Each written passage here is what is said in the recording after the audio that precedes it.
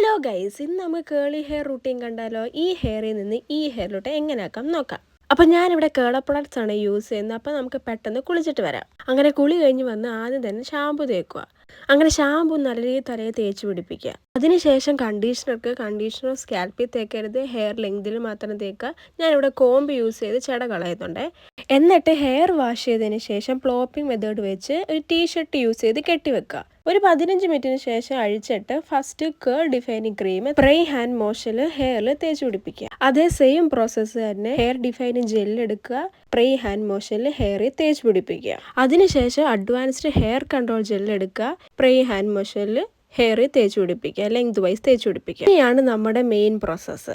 തിരിച്ചു മറിച്ചു ഇട്ട് സ്ക്രഞ്ച് ചെയ്യുക. ഫ്രണ്ടിലോട്ട് ഇടുക, സൈഡിലോട്ട് ഇടുക, പിന്നോട്ട് ഇടുക, എല്ലാം എടുത്തിട്ട് സ്ക്രഞ്ച് ചെയ്യുക. അപ്പോൾ ഗൈസ്, ഇനിയാണ് നമ്മുടെ ഹെയർ ഉണങ്ങാൻ വേണ്ടിയിട്ടുള്ള കാത്തിരിപ്പ്. 1 മണിക്കൂർ 2 മണിക്കൂർ വെയിറ്റ് ചെയ്തെന്ന് ഈ റിസൾട്ട് കാണുമ്പോൾ ഉള്ളൊരു സുഖമുണ്ടല്ലോ, ഒന്ന് വേറെ തന്നെയാണ് ഗൈസ്. ഈ അടിവയറ്റിൽ മഞ്ഞ് വീഴുന്ന സുഖമാണ് ഗൈസ് ഇതിനെ കാണുമ്പോൾ. അപ്പോൾ ഇത്രയേ ഉള്ളൂ ഗൈസ്. Tata bye bye.